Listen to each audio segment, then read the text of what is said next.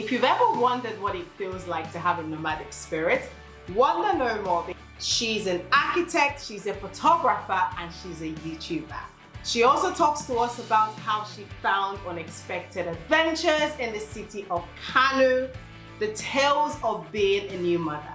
Are you sure you're not doing too little? Don't think about it. Don't even go there. It's for men. Join me and welcome Morayo.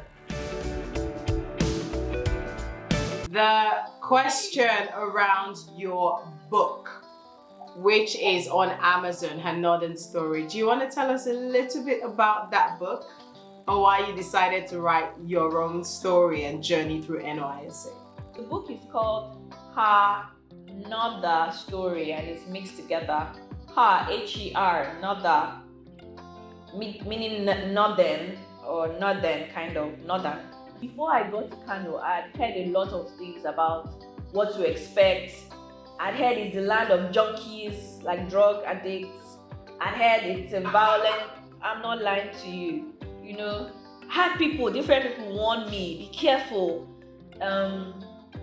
It's the land of violent people, this. And then I got there, and then I decided that, because I'd had a similar experience before where everybody has an opinion, but it's always good to have an open mind and look at things with your fresh eyes, and you may see something different than what others are seeing. So I took a journal because of this.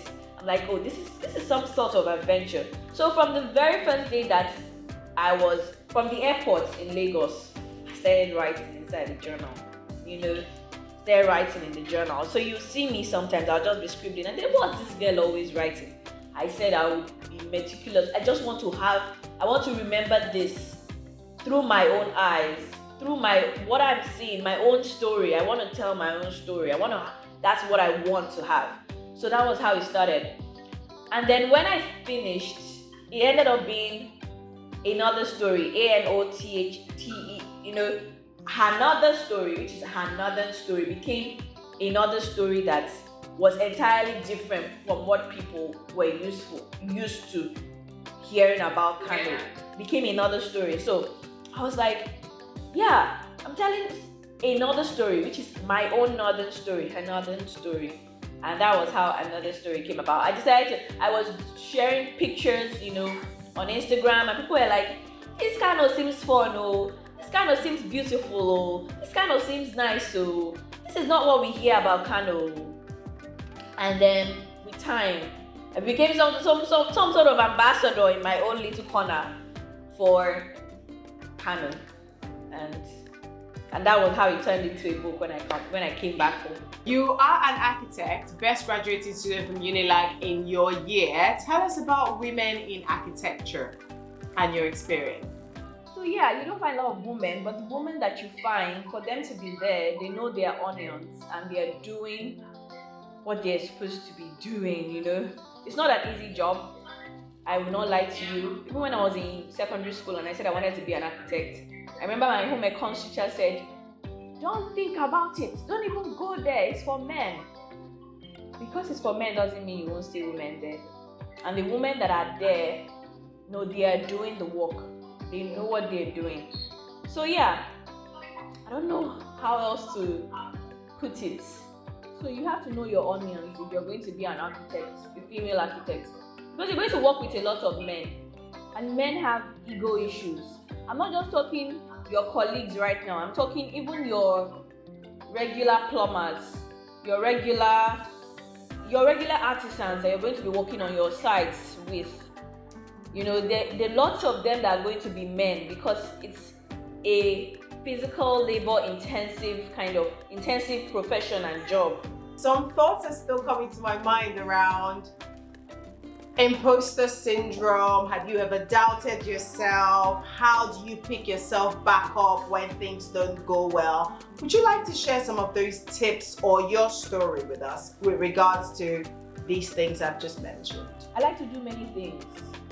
Draw, I like to paint, I like to sing, I like to read, I like to write, I like to do my architecture, I like to take pictures, I like to share, and Even though they are kind of similar and they play out in a similar tune, they're still doing many things at the same time. They're still doing a lot of things. So much so that I would have people come and meet me. So what are you doing this time?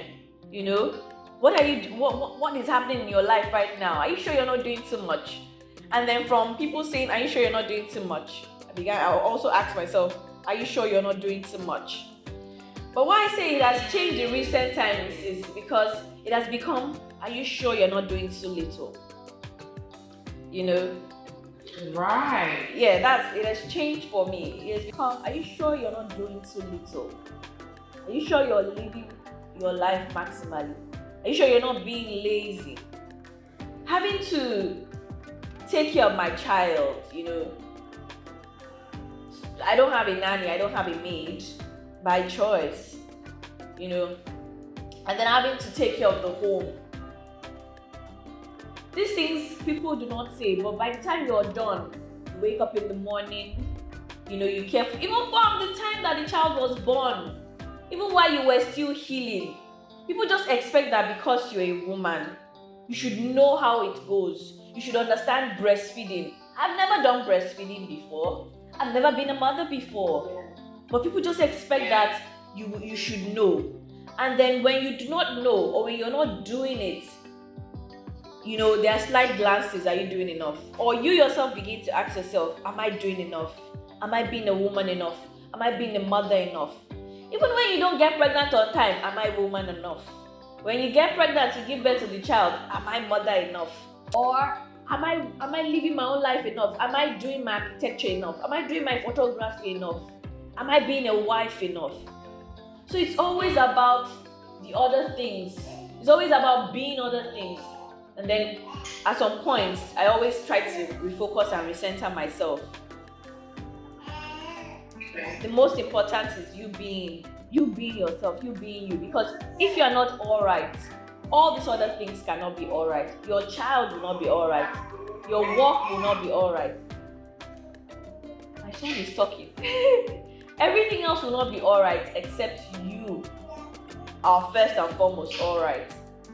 So I can't say I've completely conquered imposter syndrome. It still comes sometimes, but then I try to remember, at least I am being, right? I may not be doing too much, or I may be doing too little, but at least I am, right? With time, those things will fall in place and all things will work somehow. What are your plans for the future? So I have different things in view and in store. So in terms of helping people, currently via my YouTube channel, I speak to first-time moms as myself. I try to share everything that I have learned and I am learning on my own journey. So I plan to do more of that in the future. You know, God help me.